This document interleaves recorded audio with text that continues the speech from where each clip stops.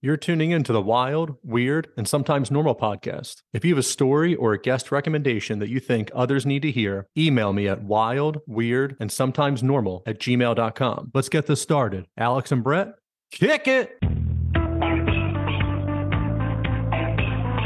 Wild. Wild. Weird. And sometimes wild. Weird. Wild. Weird. Wild. Weird. Wild. Weird. And sometimes normal. Are you looking to buy a home in New Jersey, escape the city and move to the suburbs? Finally purchase a vacation home on the lake or down the shore? Maybe you're one of the lucky ones who are retiring and moving out of state. If so, let me help you. Keller Williams and the Real Estate Professional Group have what you need to make your goals come true. Reach out and have a conversation with someone who will put you first. Contact Brian McCoach at 856-321-1212 or email brianmccoach@kw.com.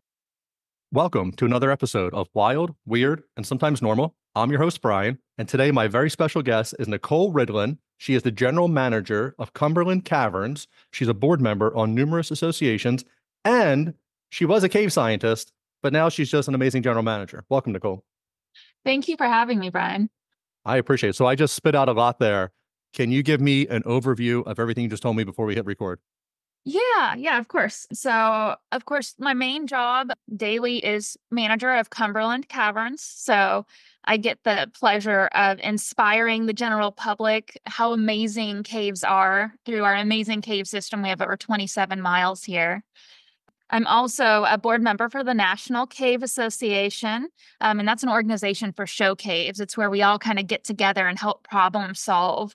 You know, running a show cave is a unique business, so it's kind of unique in that each of us show caves actually are friends with each other. And a lot of businesses, if you have competitors, you wouldn't be friends with your competing business. But in the NCA, we're kind of all friends. We all know each other, and because caves are like a fingerprint, no two are the same, we want everyone to see all our caves, not just ours. Then, of course, I am a longtime member of the NSS. That's the National Speleological Society. And that's an organization for cavers, both exploration, hobbyists, and scientists. And I've been a longtime member and actually the liaison between those two organizations I just mentioned, the NCA for show caves and then the NSS for cavers. So I wear a few hats. Basically, if it has to do with caves, I'm probably enjoying something about it. I love it. All right. You said there's 27 miles at Cumberland Caverns, correct? Yeah. Are these all connected? Do you have like multiple entrances or how does that work? Yeah, so we do have multiple entrances, but it is all one cave system. So it's all tied together. You know, it's not like it's one tunnel that just keeps going. Think of it like a bowl of spaghetti, and you turn it upside down, and all those spaghetti noodles are passageways that kind of maze through and interlock. That's awesome. All right. So you're in the great state of Tennessee. Where exactly in Tennessee? We're in Middle Tennessee, and we're kind of halfway between Nashville and Chattanooga. Okay. Awesome. All right. 27 miles, spaghetti turned upside down, all different caverns. I need the juice. What have you found in there? There has to be crazy stuff. Like what has happened in history in these caves?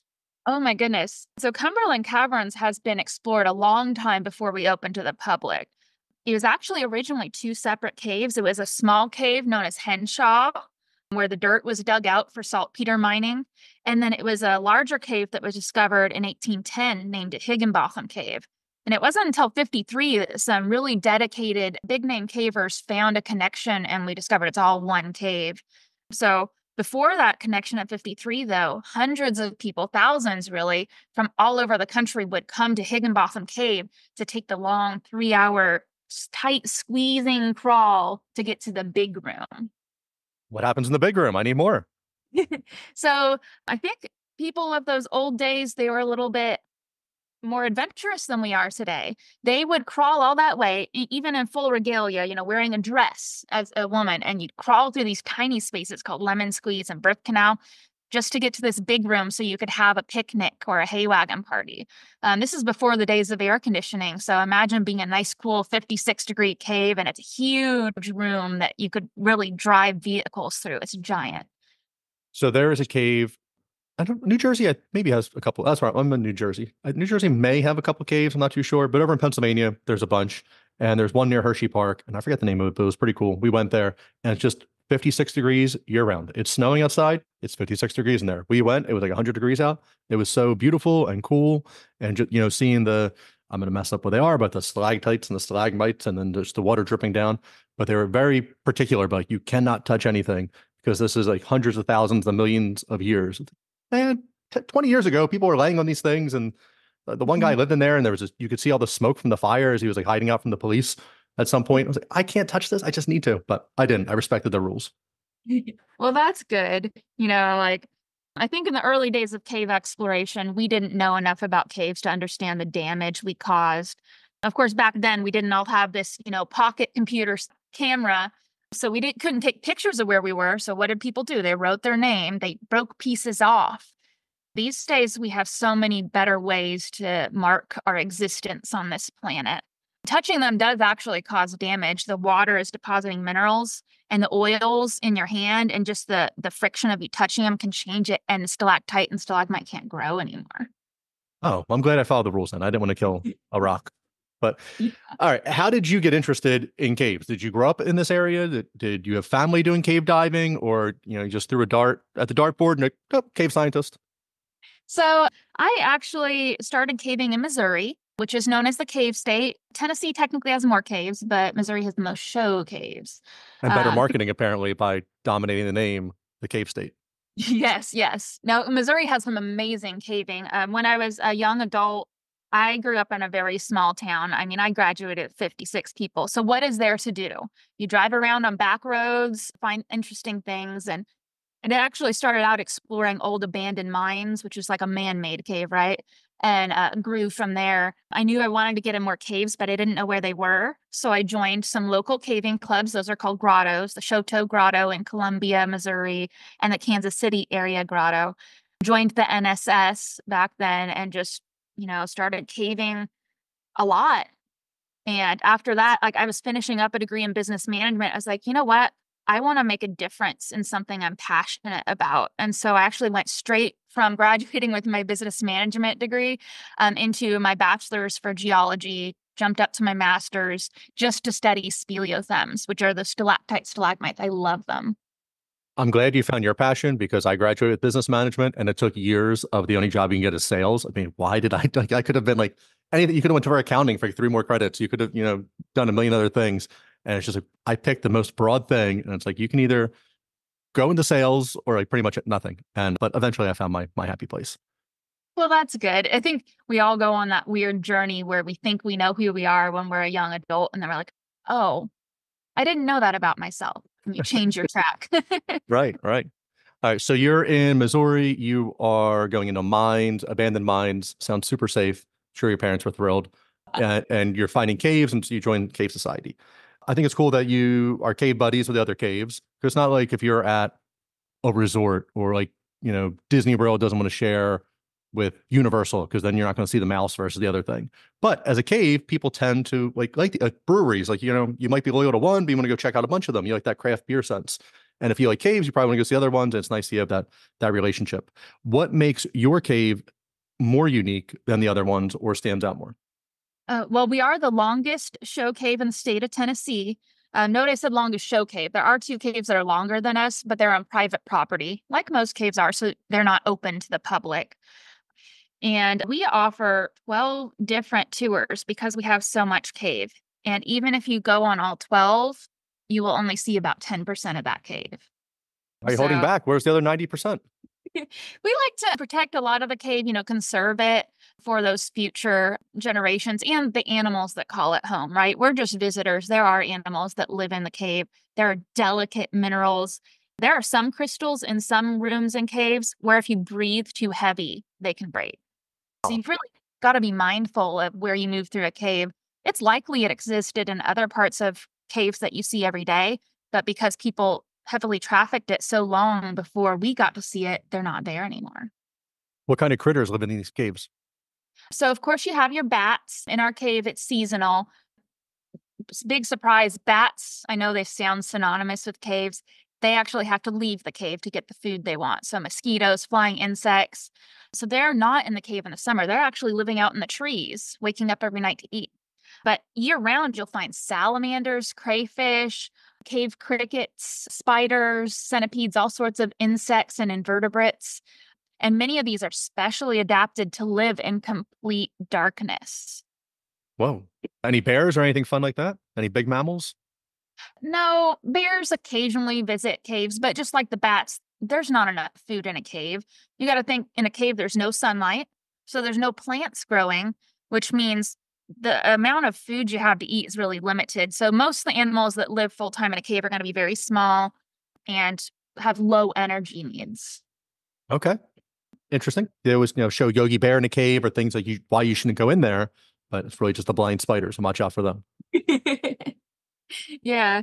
Of course, there are animals, little animals that if you don't know what to look for, you might even accidentally step on them or wake them up. And I like to think of all these animals as like the canary in a coal mine. The cave is a window to our groundwater table, which is our drinking water. So if we don't see these little animals, even though we might find them creepy like a spider or a cave cricket, it could be a sign that our drinking water is soon to be polluted. How big is a cave cricket? Cave cricket, they're pretty big. The biggest part of them is actually their antenna and legs. Because they're getting around in a dark environment, their antenna are huge, really long compared to their body length. So a lot of people think they look like spiders. Okay. Their legs are like shaped like an M because they're so big and they come back down. Are those okay.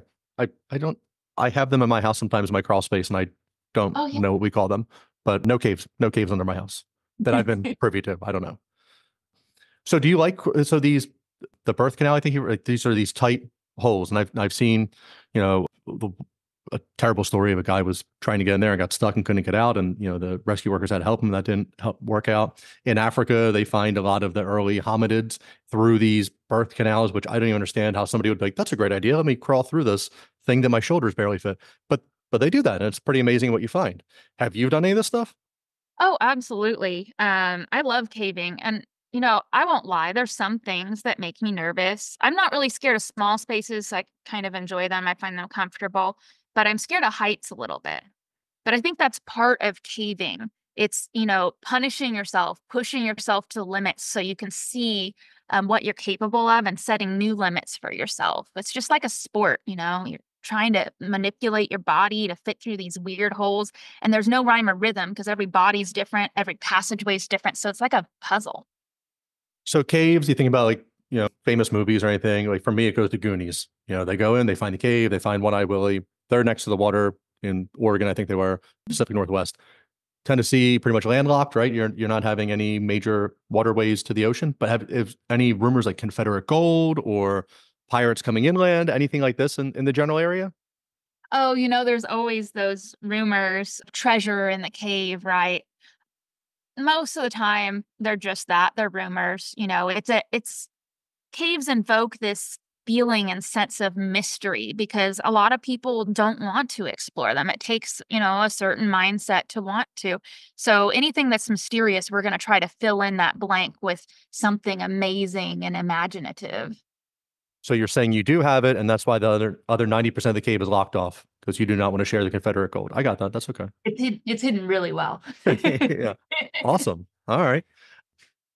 So you said there's different levels to exploring that you can do, and there's like 12 different routes that you can go. What is the most difficult one that you can do, like the most fun? Oh gosh. So there are 12 different tours, and really that's just because we're a show cave. Our job is to allow the general public to experience caves, not like what us cavers do and, crawling through mud. But we do have that option. So, have easy walking tours for full families of multi-generation, all the way up to like extreme adventure tours called the Crucible and Guts and Glory. And these are going to be, 3 to 4, maybe even up to 6 hours of hard caving, climbing over mountains of breakdown in the cave, squeezing through tight spots, getting muddy. It's definitely a workout, but you get to see things that most of the general public doesn't get to see. Okay.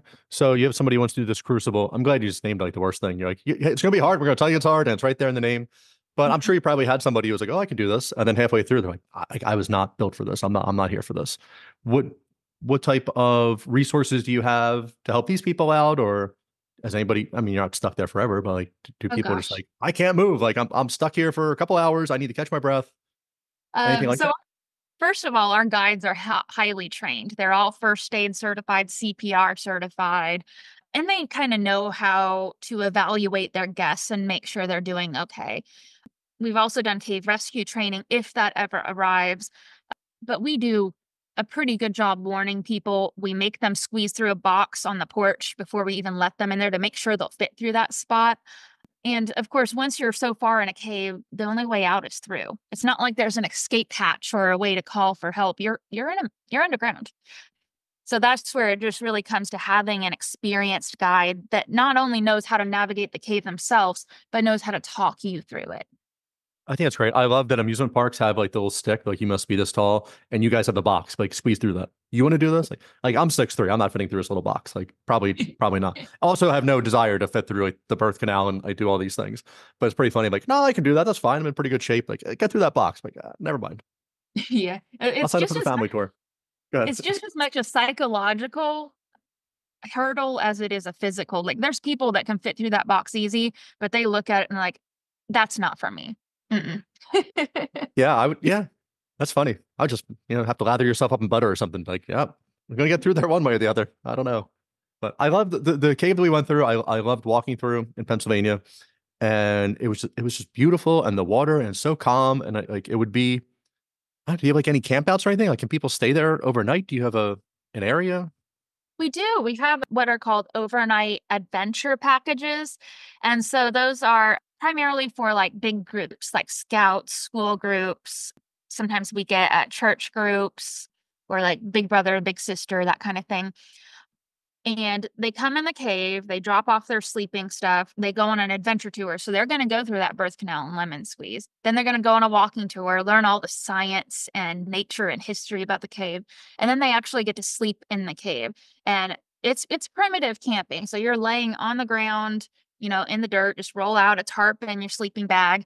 But it is some of the most peaceful camping. It's 56 degrees. It is completely dark. It's nice and quiet. And of course, we do cook you dinner and we cook you breakfast in the morning. So you're not like sitting there starving. We provide food for you. They have to go outside the cave and hunt. Like, hey guys, this is back to year one. That's fun. I think I would enjoy that part. That's good. Maybe the hike before or after, but whatever. That's not for me. That's other people here. They're definitely up to that speed. Mm-hmm. But so it sounds awesome that you have, this longest running cave, show cave. It's a job that you like, that you found that doing that and things that you grew up with. But since this is the wild and weird and sometimes normal, I feel like we covered sometimes normal. We need to go to a wild and weird. All right, I'm gonna go a little weird here.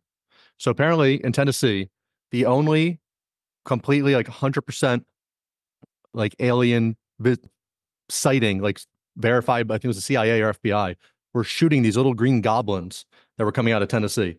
And they were on top of this farmer's roof and he was shooting them and they called the police and they thought he was insane and that he was drunk. And they were like, oh my God, there's green goblins like on your house and all over the place. And they got to shoot out these things. And they're disappearing, going everywhere. So Tennessee has all these caves. There's supposed to be like strange things happening there. There's Bigfoot sightings. Do you have any of this fun stuff happening on your cave system?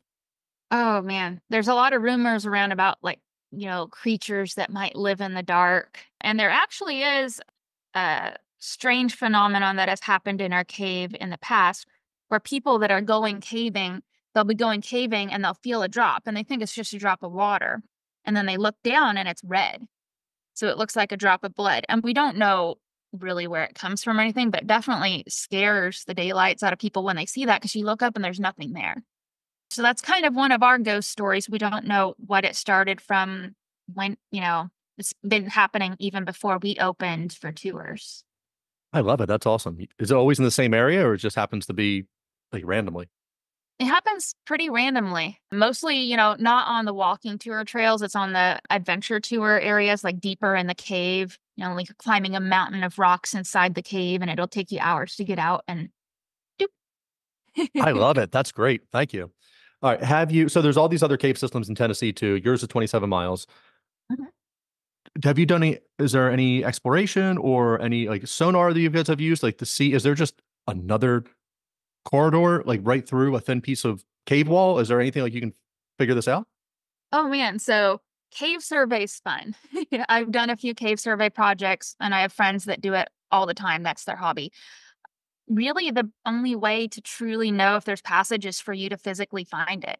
So you're crawling through tight passageways and you're using a compass and an inclinometer to measure it. So there are passageways we know exist right now that aren't on the current survey that was done in the 70s. We plan to add it to it eventually. But we're discovering new caves in the state of Tennessee all the time. We have over 11,600 caves in the state of Tennessee as of right now, making us the most cave dense state in all of the nation. Wow. Have you used any drones to explore these other areas you haven't made onto the survey yet, or like No. remote control car with the GoPro or anything? Drones, but you got to understand your signal's only going to work so far through a rock. Hmm. So at a certain point, it's pretty hard to communicate with whatever, a drone is pretty sensitive to it. You'd have to have someone that's really experienced, those people that do those crazy tricks inside bowling alleys and stuff with the drones. You've probably seen that video. Oh yeah, that's fun stuff. Yeah. hmm But unfortunately, you have to be line of sight, right? Once it goes past a wall in a cave, you're going to have trouble communicating with whatever device you have. Okay, that makes sense. You're more up on your drone technology than me. I'm throwing out bad ideas for you. Like, Brian, like this is why it's not working. Like terrible. Like you guys never thought of putting a remote control car in a GoPro. You're like, yes, we thought about that, and you can't do it with the rocks. What are your caves made up for in most part? What's the geological makeup? Okay, so the rock itself is limestone, which is pretty cool if you ask me. Limestone is a sedimentary rock that's made out of dead animals. Like if you went to the ocean and you were picking up all those fossils, you're picking up seashells, that's what eventually becomes limestone. It's broken shells and skeletons of ocean dwelling organisms. So being in a cave is kind of cool because you're in a rock made out of dead animals from 350 million years ago. I mean, come on. That is awesome. So limestone, of course, and the cave itself isn't the rock, right? The cave is the hole in the rock. So technically a cave is the absence of rock where rock used to be. And then inside, as that water drips through the limestone, it dissolves some of that mineral and it reprecipitates it in the form of stalactites and stalagmites. And those are your speleothems. And those have really fun scientific implications. They can actually study paleoclimate. So you're talking about caves being in the absence of rock, which is a good way of looking at it. That's what it is.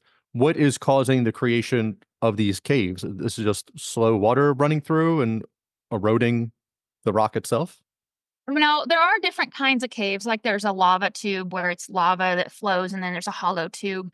But most caves that people think of, it is water, fresh water, which is slightly acidic because of the carbon dioxide that mixes in with it.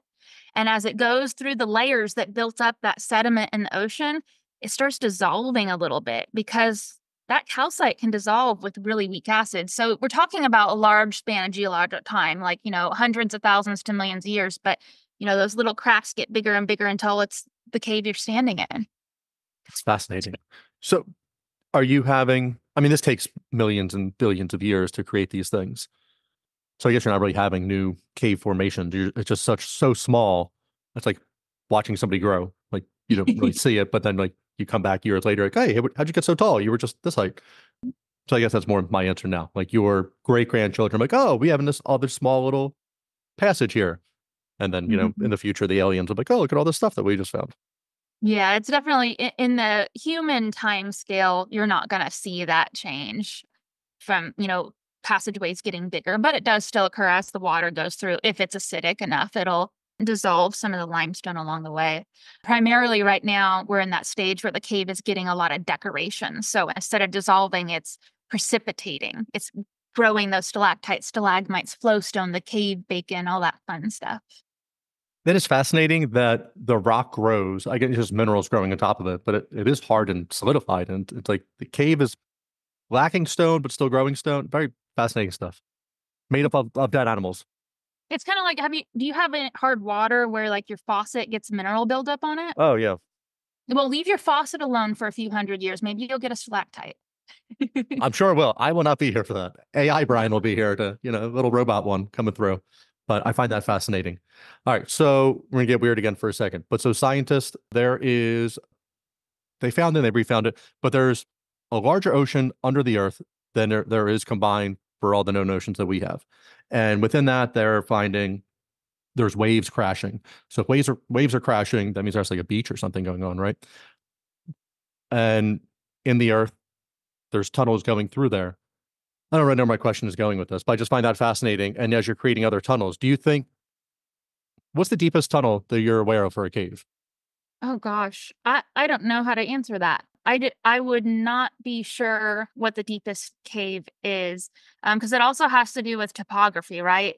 If a cave starts at the top of a mountain and goes down 2,000 feet, it's not as deep as a cave that starts at sea level and goes underwater. Right, I guess it's true. Mhm. How deep are yours? What type of land are you on? The deepest room in our cave is about 600 feet deep. So we do go under a mountain. So like when you go in the cave, there's this mountain that kind of rises above you. And so you're under Cardwell Mountain. Okay. And when the scouts and the churches and these groups are doing this slumber party, how far under the ground are they?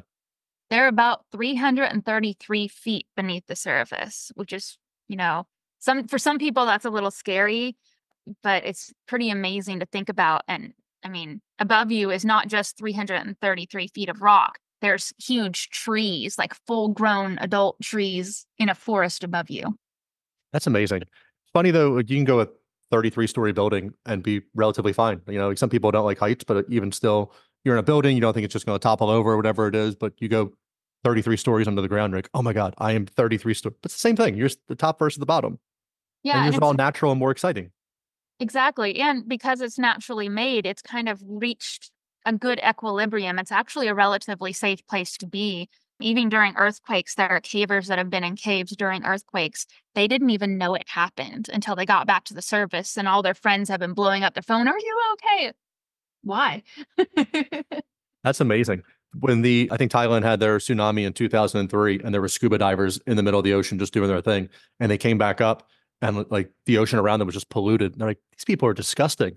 And then going back in and then seeing, what happened. They're like, oh my God, like we were in the ocean. Like this was what happened. The place that we were in felt none of it, like didn't affect them, didn't push them forward, and just things you would think would happen. But I guess the cave has been there so long, surviving earthquakes, natural weather, man-made stuff that we're building and all this other stuff, and it's still staying there. That's that solid.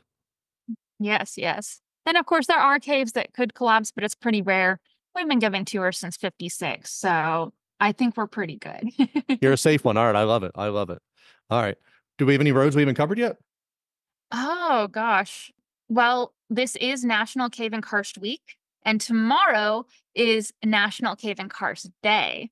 So this is like the week that everybody should get out and learn about caves and how these environments have an impact on you.